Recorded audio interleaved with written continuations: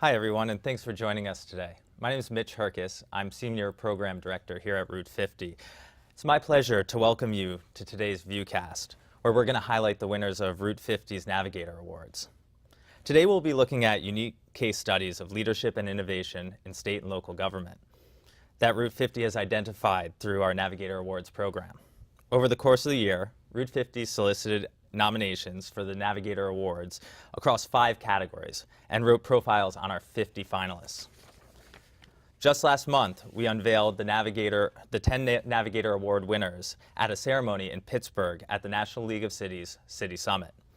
We'll be showing exclusive interviews with those winners from the Pittsburgh event, highlighting their programs and ideas around innovation and management. Throughout the next hour, you can join in the conversation using the hashtag Navigator Awards. We'll be answering your questions via Twitter. For those of you that don't know, our Twitter handle is @Route50, 50 spelled out F-I-F-T-Y. So feel free to tweet your own questions throughout the Viewcast.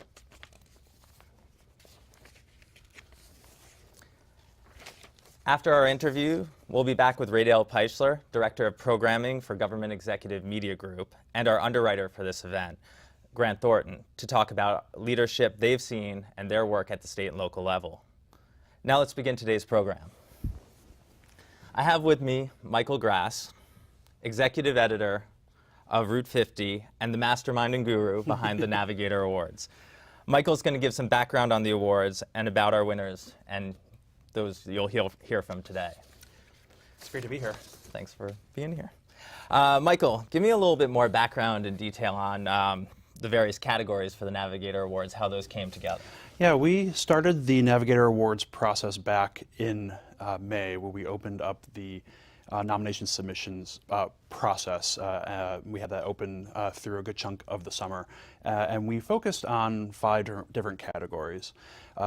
The first one was government allies and cross-sector partners.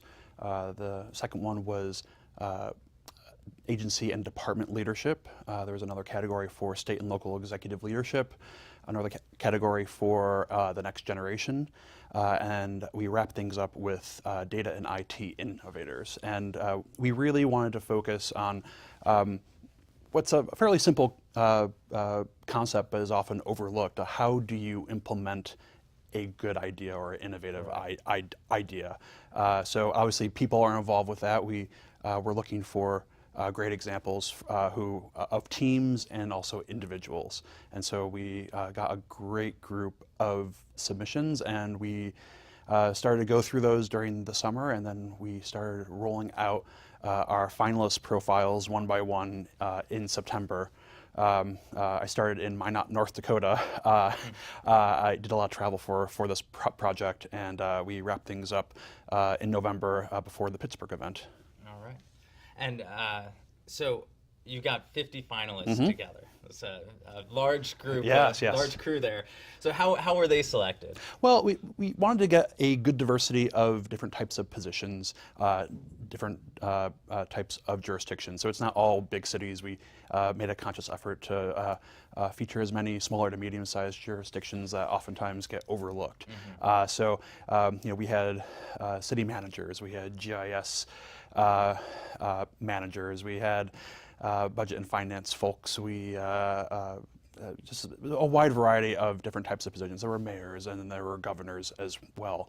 It was a really fascinating process to go through, and it was a lot of work. And in one sense, like everyone is a winner in one sense, but we had to make 10 final selections, sure. And so I think we pulled together a pretty good group.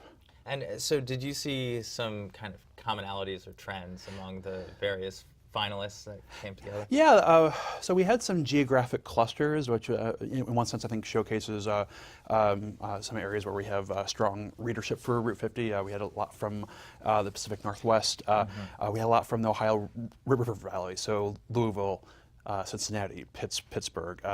So there was an interesting geographic dynamic at play, but then we also had a lot that was focused on budget and finance. We had one of our finalists was the the chief legislative analyst in the state of Utah, because Utah has rolled out a very innovative budget stress testing program. But also on the budget and finance side, there's a transparency element. So there are some jurisdictions that submitted things related to how they are disclosing and communicating a lot of nitty-gritty financial data to their citizens and to everyone else in their government. So there was a lot of interesting budget and finance related submissions that came in. Nice. So you're focusing on, best practices at the state and local level and kind of going through all these various applications and submissions. And meanwhile, while you're looking at, what's the best and what government is doing, we have this overarching theme of 2016, which is what's wrong with government, I guess, via the presidential election. That was a heavy theme this year, I would say. What was it like, kind of that confluence of events? Well, in one sense, I sort of felt like I was living in a parallel universe as I was going through and considering all of the submissions that came in, which there were a lot of inspiring stories about the power of what government can do for citizens and for their larger communities. And so, in that sense, I felt very inspired about what is happening at the state and local level. And I think if you go through our package of 50 finalist profiles, you'll see a lot of great case studies, and certainly also with the profiles on the 10 winners, which I should add is available in an ebook. If you go to route50.com right now, there's a link to that ebook on the 10 winners. But yeah, it was certainly interesting when I was talking with people as I was encountering around the country, telling them the project that I was working on. They were like, "Oh, I've never thought of it that way." So I think it was important work to do, and that's one of our core missions at Route 50 is to elevate a lot of these stories so they sort of transcend jurisdictional boundaries and stories can be shared. So let's talk about that a little bit more, about elevating these kind of stories, because obviously it's part of the mission of Route 50, but pulling that thread a little bit more, what does that do for us as a country, and for those of our folks who are working in government across the nation? Why do we find that so important? Well, I guess I should paraphrase something that Michael Bloomberg often says, the former mayor of New York, when he speaks to a lot of government gatherings, because his philanthropic work is, there's a lot of local government work especially. He says, steal other people's ideas. It's not always you have to be the first one to come up with a good idea. It's oftentimes more important to find an idea that has worked in one place and adapt it for your local conditions and make that work. So sometimes it's really important to break down those barriers and share those things. And I think as when you look at we oftentimes live in isolated silos. We may not think in certain local governments that a problem that you're dealing with in your local community has anything to do with something that is happening on the other side of the country. But oftentimes the challenges are very much the same. Oftentimes the solutions are very much the same. But we wanted to break those barriers down. We do that through our normal editorial work, but through the Navigator Awards program, we really put that front and center. Yeah, and imitation is kind of the sincerest form of flattery here. Yes. And unlike the private sector, there's no, competition here. Everyone gains by the sharing of information, right? Exactly. Oh, yeah. Well, thank you. Thank you all for tuning in today. We're going to stay tuned because we're going to keep on moving forward and give some of the highlights from Michael's interviews in Pittsburgh with the Navigator Awards winners. Please keep tweeting using hashtag Navigator Awards throughout, and let's take a look at those award winner interviews.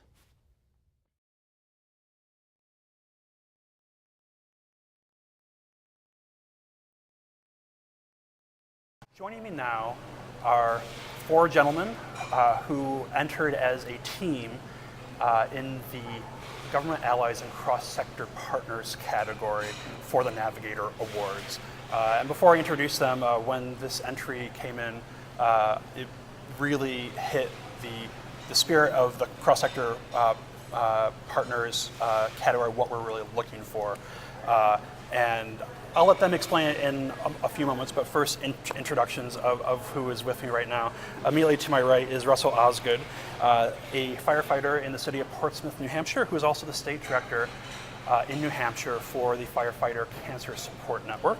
To his right is Timothy Elliott, the vice president for communication at the Firefighter Cancer Support Network.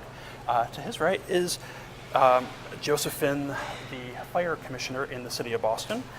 And to his right is Richard Paris, the president of the International Association of Firefighters, Local 718 in the city of Boston. Gentlemen, thank you for joining me. And thank you for having us. Glad to be here. Yeah, so talk about what the challenge that you as a group of firefighters and advocates of firefighters, what was the challenge that you were dealing with, and what was the program that you were piloting in the city of Boston, which is now being adapted in other states? Well, the topic around cancer and cancer in the fire service is really taken off. It has taken a devastating toll on the fire service nationally. In Boston in particular, we had since 1990, 190 firefighters die of an occupational cancer. And through the collaborative effort of Local 718, President Rich Paris, and myself, we knew we needed to raise the awareness among Boston firefighters on what they needed to do to protect themselves and be aware of what the chronic exposure to the carcinogens and toxins that are produced at fire scenes and how much damage they're doing to these firefighters. Yeah, I guess from the general public's perspective, when we think of the risks that firefighters face on a day-in, day-out basis, we just think about fighting fires, we might think of building collapses during fires, but we don't always think about the public health component there. So talk about a little bit of how you started this process and where you are now. So we, recognizing the need to educate the members of the Boston firefighters, we launched an initiative around creating a video which would raise the awareness, public awareness to the topic. But we also knew we needed to do more. Yeah. And the Firefighter Cancer Support Network was just that tool. It's a private partnership, if you will, that made up of firefighters and fire professionals who understand the need, and most of cancer survivors.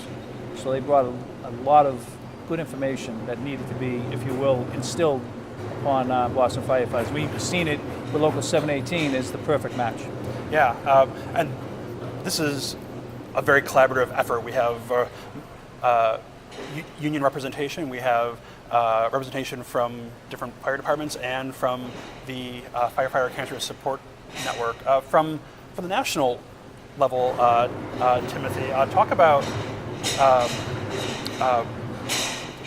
the overall risk that firefighters face in terms of cancer. If I have one of my statistics correct, and I think that might have changed a little bit, but between 2002 and 2014, cancer was blamed for 60% of the firefighter line of duty deaths. That's correct? That's for career firefighters, and it's according to International Association of Firefighters data. The number was 62% of line of duty deaths for firefighters in 2015. So unfortunately, those numbers have been constant for 14 years, and that's one of the reasons we're working to address the occupational cancer problem in the fire service. You know, we have a firefighters memorial, the International Association of Firefighters do every September, second week or third week in September, where we put line of duty deaths, members that are killed in the line of duty and the members that have died of occupational cancer. And it outnumbers the numbers of killed in the line of duty. There's a good amount of members that get killed in the line of duty, but there's an unbelievable amount of numbers of firefighters, men and women, dying of occupational cancer. And in Boston, the commissioner and I knew that, and with this new administration, with Mayor Walsh, we just sat down at the table and we said, you know, this is killing our firefighters. How can we prevent it? And we did, and our guys got on board. Even our older guys are wearing their face piece now because we educated them through the video, and with Russell and his team coming in with the fire cancer awareness. They came in and educated our guys, and they accepted it. Yeah. You know, the guys from Boston accepted it, and it's gone nationwide. Yeah, it's a great video. For those who haven't seen it, can you talk about what are some of the practical steps that firefighters can do to reduce their exposure and the risk? Well, that's what we were doing all last summer, Yeah. training all 1,450 of the Boston firefighters, and Russ was the lead instructor for that particular program. So he can talk a little bit about he could talk for 90 minutes about ways to prevent cancer. Yeah.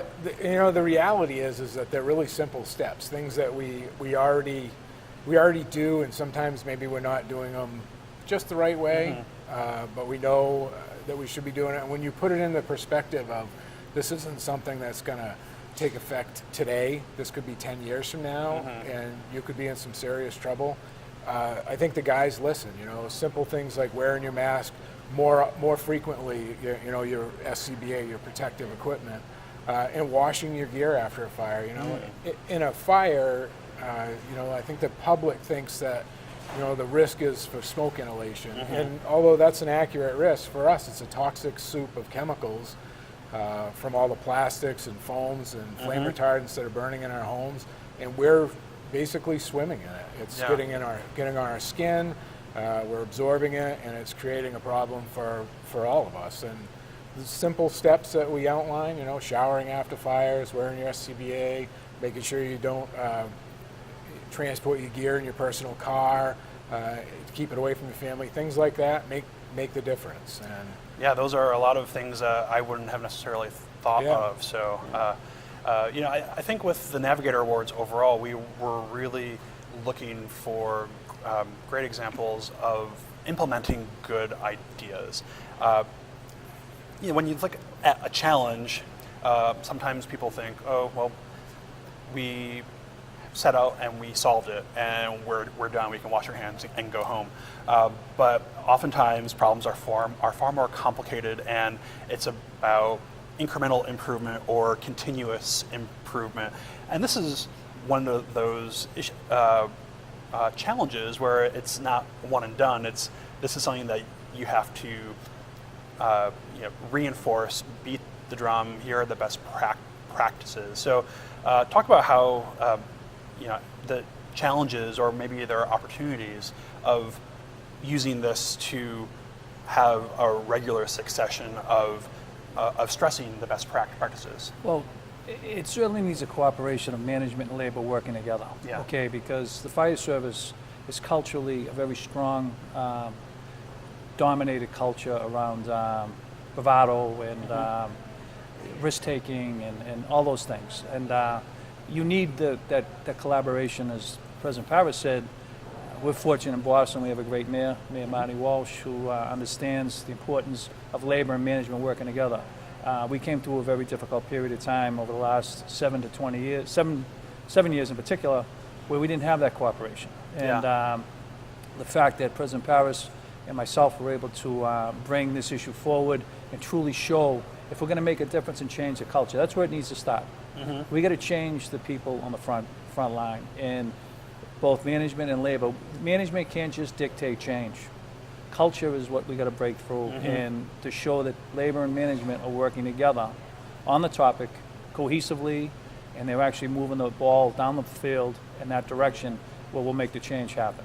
Yeah. Well, and this collaborative program is something that's reproducible. Yeah. So labor, management, and the nonprofit sector all working together did this pilot program, and now it's expanded across the United States. Eventually, this training, which is essentially 90 minutes of cancer prevention training for firefighters, will reach more than 1 million firefighters. Yeah, that's amazing. That's great. And our members understand that the commissioner and I are working together, and they like, because the commissioner and I went in and visited, we have a firefighter, 40 years old, going through chemotherapy right now, and he married with 4 kids. And we've went into the hospital twice to visit him. And they go, wow, you guys are, you know, you're preaching to us, but you're also watching our backs. You're coming in to visit me. We're watching out for their families. The worst thing the commissioner and I see is when they're on their deathbed. You don't want to see that. And we've gotten that message out. And the members are starting to realize it. We're not just out there talking the talk. We're out there and the commissioner and I, working with the mayor, are educating our members along with Russell and his gang, and teaching our members that it's important to clean up afterwards, clean your gear. That salty look, it was great in its day. We didn't realize it was hurting us, and we've lost a lot of friends. Yeah. You know, the commissioner and I and the guys sitting here, we've lost some friends at a young age. Yeah. With young kids. Yeah. But this is something that state and local government leaders need to be aware of.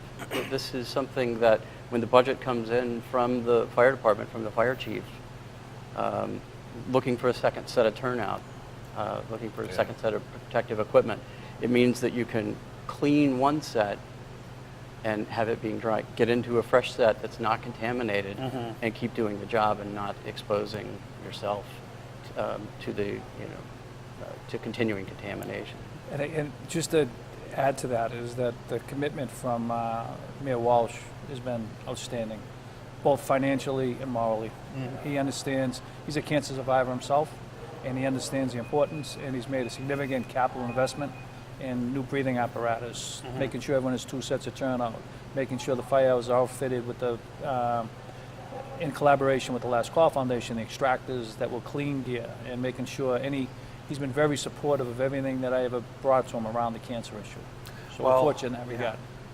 Well, I think that's all the time we have right now. This is a really great project, and it's great to see it spread into different parts of the country, and I hope it gets in front of more fire departments.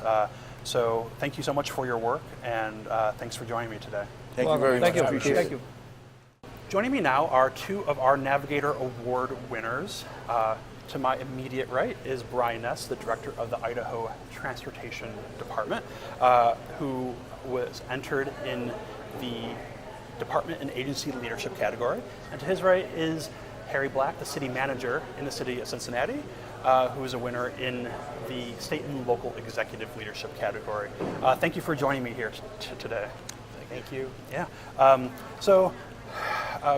I always love it when I can get someone who represents a local government with someone who represents a state government. Oftentimes we think of states and cities as distinct entities. So oftentimes they're dealing with the same exact issues, especially when it comes to workforce management and performance and just having agency employees do good work. And that was one of the things that stood out in your submissions. And so I guess, Brian, why don't we start with Innovate ITD. So talk about the work that you've been doing in the Idaho Transportation Department to help motivate your workforce to not only improve the work that they're doing, but also save Idaho taxpayers money and achieve efficiencies and all that good stuff. Well, I came to the Idaho Transportation Department 8 years ago with the philosophy that, number one, that we need to serve the citizens and not serve ourselves. So we're really focused on our mission of your safety, your mobility, your economic opportunity. So every decision that we make, we want to move the needles on those 3 items. Yeah. The second piece of that philosophy, though, is that I believe the best decisions are made as close as possible to where the work is being done or where the operations are taking place. Yeah. So with that, we've empowered our employees to say, you find better ways to do your job to better serve the citizens, and you find innovations that you can use. And when we look at that, we try not to reject any. We look at those, we give them a fair shot. Some may work, some don't. Those that work, then we want them to go out and share those with their fellow employees. But the big thing is that those who are down there on the front lines day in and day out know how to do their jobs better than any of us who are leading those groups of individuals. Yeah, that's an important point, especially for a department like yours, because it's not like you have everyone in the same building. For a transportation department, you have frontline workers across the entire state. So they're your eyes and ears on the ground to know what the ground conditions are. Absolutely. Yeah. And they're the ones who know what our citizens need and would benefit from by making certain changes and looking at doing things differently.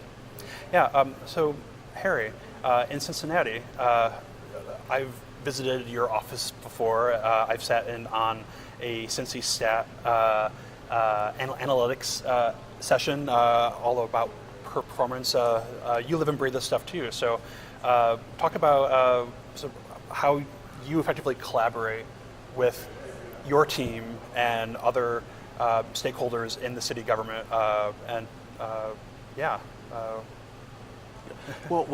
Again, thank you for this honor. Very, very grateful and thankful that you guys are recognizing our work. Again, a lot of the things that we're doing in Cincinnati today are things that I've tried in many other cities that I've worked in, and have had varying degrees of success. Somehow in Cincinnati, all of the ingredients are there. They're lined up properly. The mayor and the city council, they brought into this whole notion of performance management and data analytics. They provided investment in this area for us. So, we've been able to put an infrastructure to support this function or these functions. But what I found to be most satisfying and fulfilling for me, which has also expedited our success in terms of executing a lot of initiatives, is blending effectively a top-down with a bottom-up approach as well.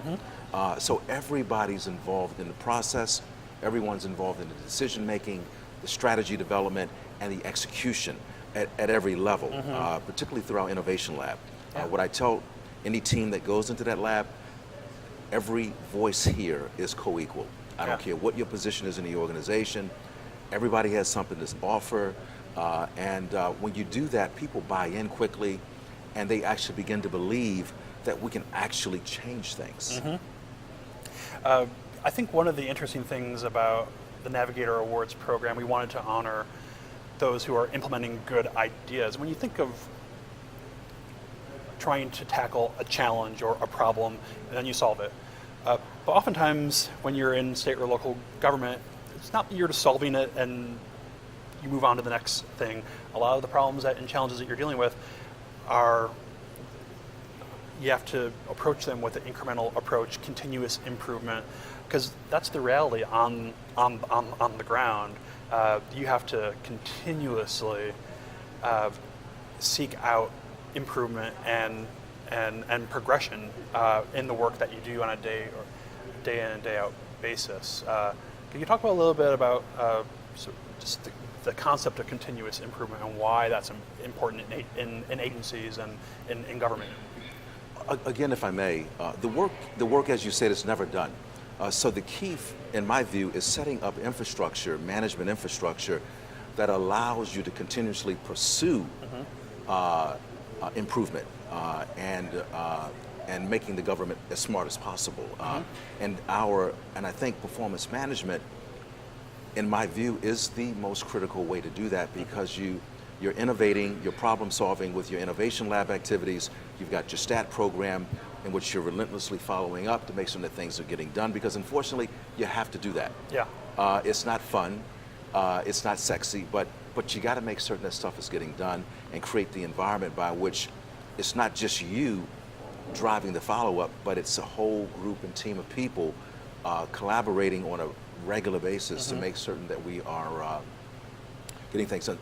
Where we are now is you're fixing problems, you're solving problems, but the next frontier, in my view, is how do we truly now begin to move from just problem solving and generating solutions to doing it in a way that is truly sustainable. Let's say if we're not present, will it still happen? So that, to me, is the next generation of the work that we'll be doing. Going back to the bottom-up approach and empowering your workforce, Brian, can you talk about just some of the reactions that you've gotten from your frontline staff of empowering them and giving them the keys in a sense, and what type of reaction and have you seen from your workforce with the Innovate ITD program? It's really an evolving process, and it's really about trust. Trust from the leaders of the organization that your employees will do the right thing, and then the employees have to trust that when they make decisions, even when they fail, they don't get thrown under the bus. And so right now, about a third of our employees have submitted suggestions, and I think that we've saved about 2 $2.2 million in about a 18-month to 2-year period, and about 70,000 hours of work by those innovations. And I think that's just the tip of the iceberg, because as more and more employees see that they can make those decisions, they're empowered to make those decisions, then they too will step up and say, we can do this better. And when you trust your employees, they will do the right thing and they will make the right decisions. How do you communicate all this with the general public? They aren't necessarily involved in the day-to-day operations. They don't understand necessarily all the challenges that you're dealing with, and resource issues, or but obviously successes are happening. When you get down to the budget lines, you're saving them money in a lot of cases. Is saving money the end all here, or is there something bigger here? You can become so efficient that you cease to become effective. So you've always got to balance the service you're providing to the customer, the users of the transportation system, with the efficiencies that you want to gain in your department or agency. Yeah. Just to add to that, I think from the outset, saving money should not be the goal. Because if you do it the right way, you're going to save money organically. Yeah. So it doesn't have to be an initial goal. The key is,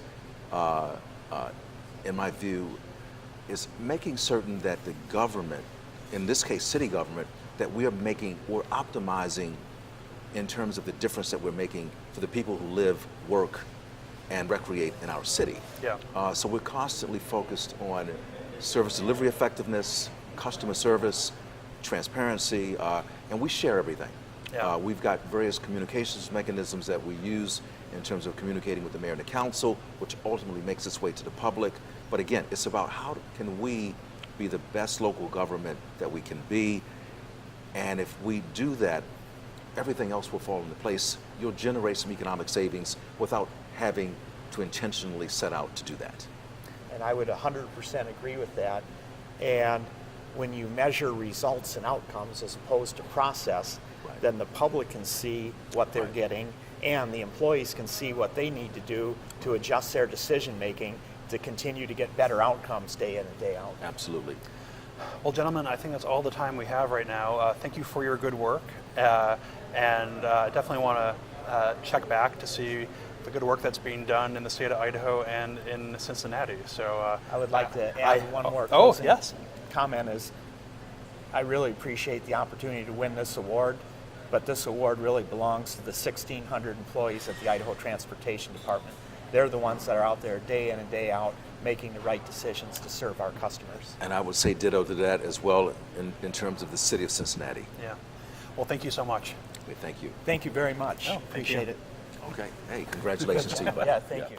Joining me now are two of our winners for the Navigator Awards category. That was for data and IT innovators. To my immediate right is Diane Pappas, the CEO for Project Management and Digital Innovations in the Los Angeles Unified School District. And to her right is Tyler Claycamp, the Chief Data Officer in the state of Connecticut. Thanks for joining me here, and congratulations. Thank you so much. It's a pleasure to be here. One of the things that I love about the Navigator Awards is it's not only local government, it's not only state government. We are bringing people from different jurisdictions of different government types together who are working on really great projects. And so the LA Unified School District is, I believe, the second largest school district in the country after New York. It is not your average school district by any stretch of the imagination. Not at all. We have over 1,000 schools, cover about 700 square miles. It's massive. It's what's the comparison with the U.S. Navy or something? I mean, our technology department is equivalent to the size of the U.S. Navy. Yeah. And people don't appreciate that. But Yeah. Things are always bigger in Los Angeles, so. Of course, it's LA. And Tyler, you're based in Hartford with the state of Connecticut as Chief Data Officer, and you're doing some really great work in the world of open data. And so I just wanted to talk a little bit about some of the projects that you've been working on, and then overall, just the ways that you are working with your workforce and empowering them to do good work on a day in, day out basis. So, Diane, why don't we start with you? Sure. You were brought on board to help sort out a pretty tricky IT. Yeah, so I don't know what the best word to describe it was, but I'll let you characterize it. Pretty much a massive mess. Okay, that was the word I was going to use. Yeah. So. I mean, we've been under a federal court consent decree for 20 years. And one component of the consent decree is to have an integrated student information system. And it's something that the district's been trying to do for years and years and had not been able to get it right. So I got pulled out of the law department and got dropped into the middle of the project. So it's been an amazing experience. In terms of empowering the team, I think what is most significant, and I think a lot of people can relate to this, when you're in the public sector, mission is very important. I mean, for us, it's all about the mission. And what could be more important than helping the lives of over 500,000 students in LA? Yeah. And that's powerful. Yeah. I mean, money is great, but money doesn't always equate to that kind of public importance of doing something lasting and impactful. So I think when the team felt that, they got that, and they really rose to the challenge. And the LAUSD MISIS team has just done an amazing job. So the system is called MISIS. MISIS is My Integrated Student Information System, right? And it tracks every aspect of the student's life. You're going to see, because you've got an 8-year-old, right? Absolutely, yeah. And another one on the way. I mean, it tracks your grades, your attendance, transcripts. I mean, it determines everything that the student does. I mean, in terms of health records and vaccinations and on and on and on, bus schedules and meal schedules. So fiscally, it's important because it tracks attendance, and that's what collects the ADA money we need to run the schools, and empowering kids to make sure they're in the right classes. So in 2014, kids were in auditoriums, they couldn't get their right schedules. We had lawsuits. It was a mess. So it was very important that we get it right. So we'll return that in a second, but I want to shift over to Tyler and can you talk about some of the open data initiatives that obviously open data is very important principle for state and local governments overall, and the federal government as well. And states and localities have been working on various projects over many years now to make their data more accessible, make government more transparent. What did that involve in Connecticut? Well, in Connecticut, our Open Data Initiative was established by an executive order from Governor Malloy about 2 years ago, 2014. And I think if you spoke to members of the public or special interest groups or nonprofits, they were incredibly frustrated in their ability to access public data from state agencies. Our agencies as well were needing various data sets that maybe a different agency had. So it could be something as simple as a list of schools that, about 2 years ago was really only available as a document, a PDF file that you couldn't put on a map to evaluate how close they were to bus stops in inner cities or other areas. So we recognized that we had a sort of significant resource that we hadn't tapped into as a mechanism to help sort of drive decision making, as well as reduce some of the burden on our own agencies as it relates to policy analysis or service delivery. And the work that you're doing isn't one agency, it's across the entirety of government. Talk a little bit about the importance of collaboration and how you get everyone to the table and looking in the right direction. Absolutely, it's difficult. So in Connecticut, we have anywhere around 30 different agencies that are required to participate in the Open Data Initiative, not to mention a few others that say are part of the judicial branch or legislative branch that aren't required. So one, there's a bit of a sales pitch that goes to them to encourage them to want to volunteer data. We're not in government typically very good at leaning forward on things and sort of being proactive. So it's a challenge to get them to the table and understand that this data that they're collecting has value for a purpose beyond which they're actually collecting it. So, again, to use schools as an example, because we have Diane here, our Department of Education collects that school data for a purpose, not knowing that it's valuable, say, in an emergency situation. When we had Hurricane Sandy in 2012, we needed to know where those schools were, and we needed to know quickly. Yeah. So Diane, talk about how your workforce reacts to a huge challenge of sorting out the mess that MISIS was. I mean, obviously when you're in the newspaper with negative headlines about an IT mess, that can be a little demoralizing for the frontline workers who are dealing with that. How do you? And interestingly that you say that, because a lot of the same team members had been on the team for over 12 years trying to get this right. And it was hard for them. But I think when you establish open communication and a trust environment where people can come to you and say when something's wrong. And one of the first things we did was they were having conference calls, and I said, no. We're going to meet every morning. So a core group of our people, about 50, 60, we meet every single morning. We've done this for 2 years. And we go through the issues of the day, what's important. Colleagues talk to other colleagues. They get support. They get help. Sometimes they yell at each other. And that's okay, as long as you're talking and communicating. We also brought in people from the field. We brought in experts, people that had technical expertise and subject matter expertise in these different functional areas of the system, because it's a really complex system. And we brought in some of our biggest critics. I mean, the people that were always saying, oh my God, this is horrible, it's awful, you guys will never get it right, and they are now our biggest supporters. So I think you can really flip, the whole paradigm shift when you make people part of the solution. And it became something, it was not any longer just the MISIS team. It was really the entire district trying to get something right, because we brought all these people together. So when the team succeeded, they were happy, they were excited, and everybody felt pride about the work that we did.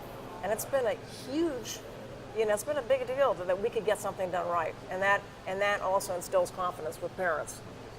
Because if you can get that right, you can get their education right. So it has a big impact. Yeah, how do you communicate your successes or your challenges with the public? Because they aren't necessarily involved day to day with the intricacies of what you're doing and how you work with your respective agencies and workforces and things like that. How do you communicate the importance of what you're doing with the public? I'll give you an example of something we've done recently is actually brought members of the public to the table. So we've developed some data sets around child welfare, but we've also tried to engage parents and families that are direct recipients of services from the state to say, what data about your communities is important to you? So when you go to that town meeting or Board of Education meeting and you want to be equipped with some information, what is it that's going to be of value to you, so that we can hear directly from them, and maybe not necessarily the frequent flyers or the people who really know the right person to pick up the phone and call, but to really connect directly with those people that are receiving services. Yeah. And we're fortunate we have a wonderful public television station, KLCS. So we did shows on that program. We also gave reports with the Board of Education, with the Bond Oversight Committee, because all of our money comes through as technology bonds and facilities bonds, and all of those are televised. And then this committee, because all of our money comes through as technology bonds and facilities bonds, and all of those are televised. And then schools, we communicated with the schools on a regular basis. And frankly, parents knew their kids were in class, they were getting their transcripts, there were not problems, we were not in the paper. So we made a huge outreach to our community to make certain that we were doing our job. Well, I think that's all the time that we have for this, but thank you for your good work in Connecticut and in Los Angeles. And thanks for being here, and we look forward to checking back in on your progress. And because oftentimes these things it's not a problem that is solved or a challenge met; it's continuous improvement. Right, exactly right. Well, thank you. That's the big challenge of government. So yeah, thank you for the honor and for honoring the MISIS team at LAUSD. Yeah, thank you so much. We're really proud of the work that we're doing. We appreciate the recognition. Yeah, thank you so much. No, appreciate it. Thank you.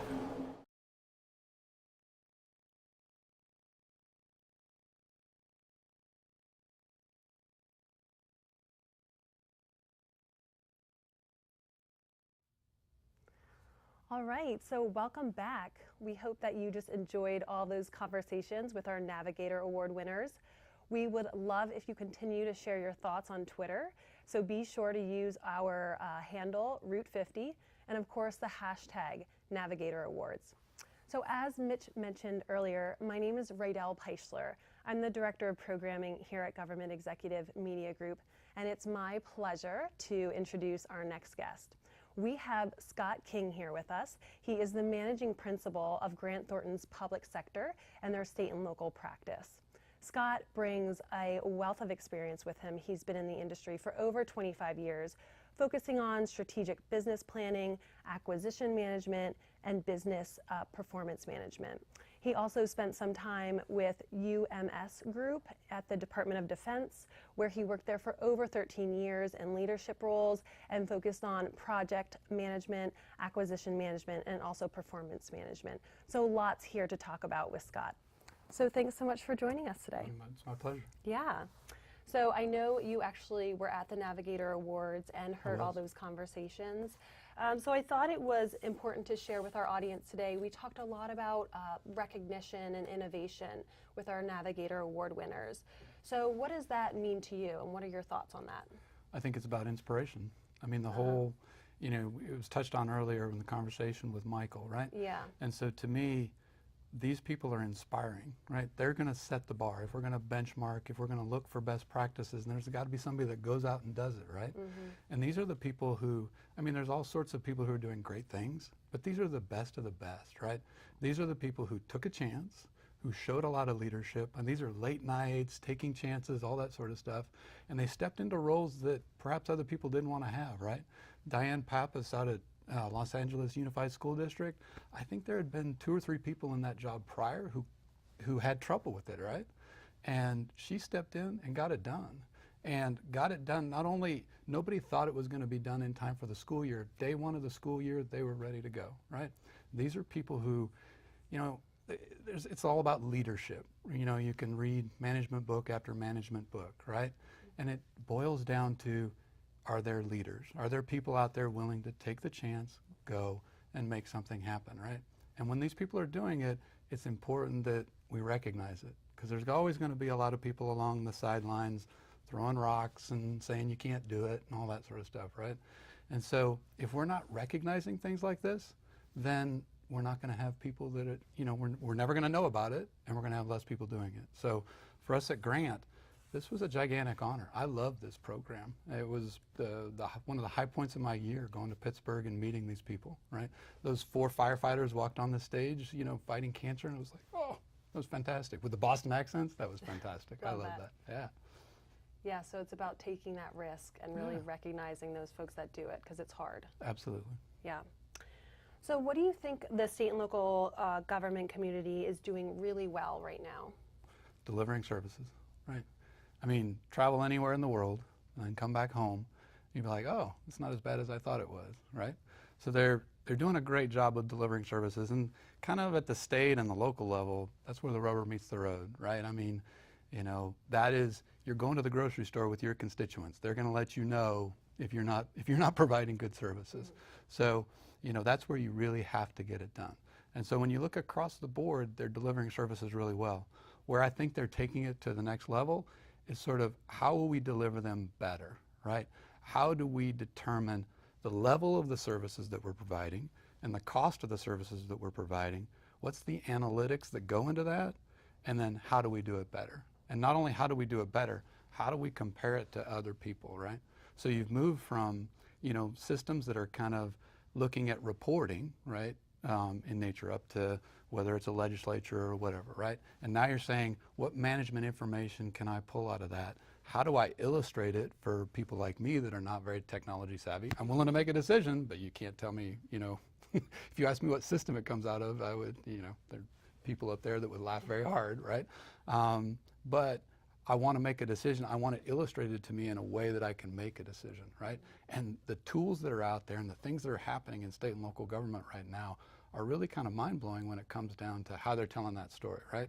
And they're putting out a lot of information on the web, but the next step is, how are you telling a story to your constituents that makes them, you know, that helps them to know that their tax dollars are being used well, and that they can provide good feedback about how you might use them better, right? So there's neat things going on. There's even more to be done.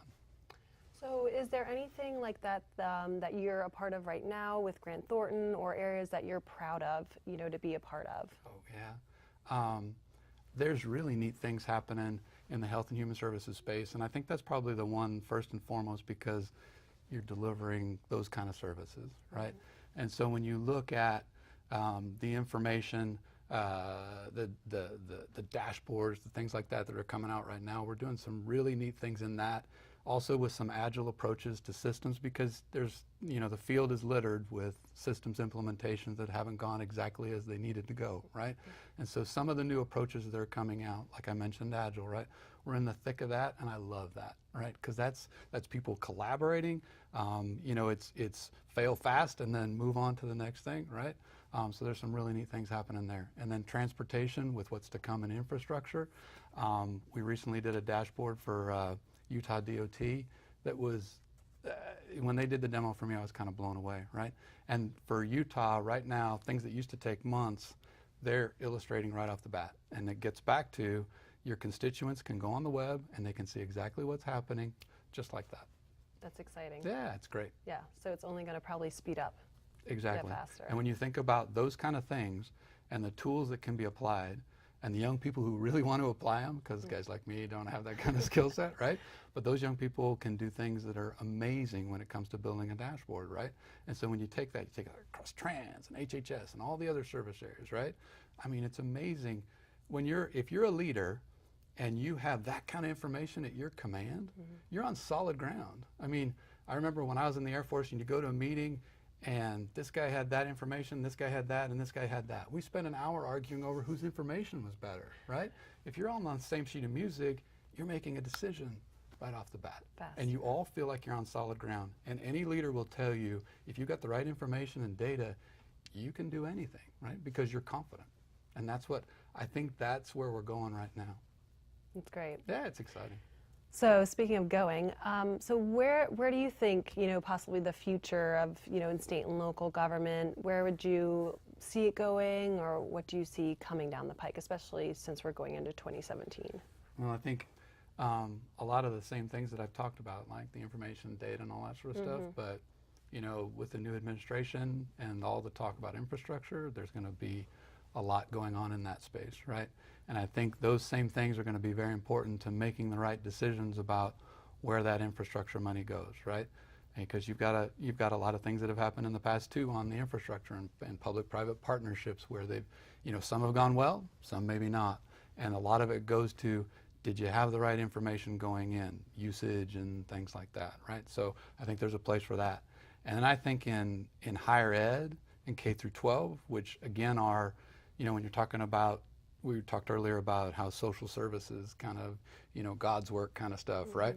When you look at K through 12 and you look at higher education, again, that's a higher calling, right? So they're going to feel a lot of cost pressure. They already are. So how do you make the right decisions in those spaces with the right amount of performance information? Because if you make the wrong decision, you're affecting young children's lives, right? Or you're not delivering services to a young child or a college student that absolutely needs them, right? So the same sort of analytics, the same sort of information, the same sort of analysis that we were talking about earlier, I think in those spaces is going to be really crucial. We're entering into those, especially right now at higher ed and then in K through 12, and the tools are, again, amazing. Some of the things that you can apply, wow, right?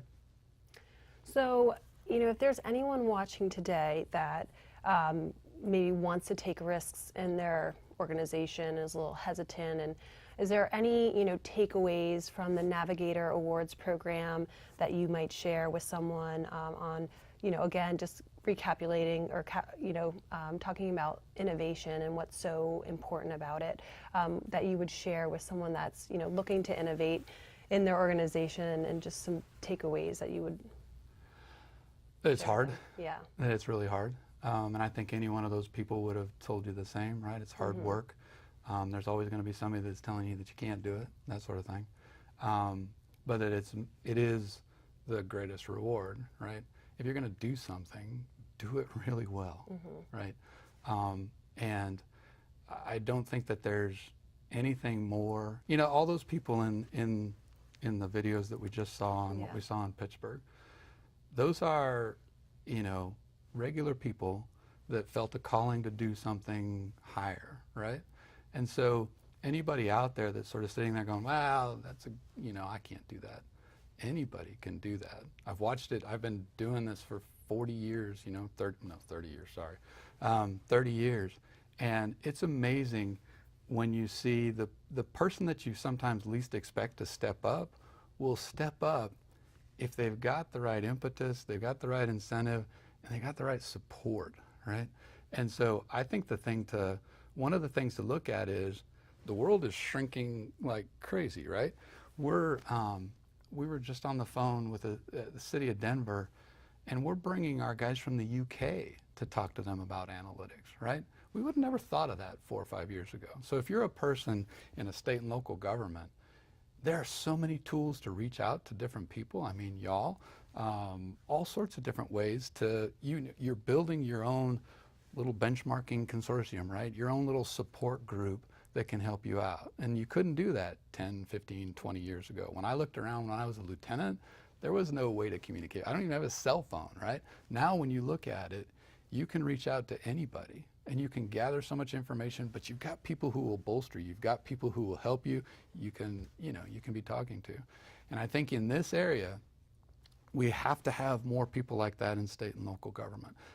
Just like the people that you saw in those videos, if we're going to attract young people to state and local government, you know, every single study will tell you inspirational.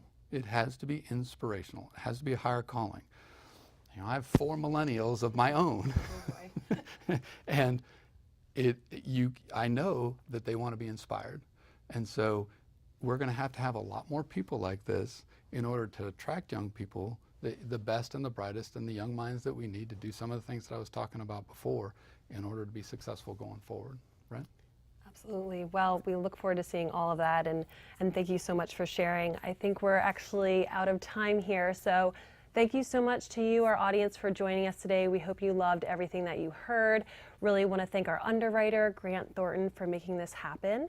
And please stay tuned and watch your inbox, because we will be sending a link of this viewcast so that you can share it with colleagues and anyone else that might find this interesting.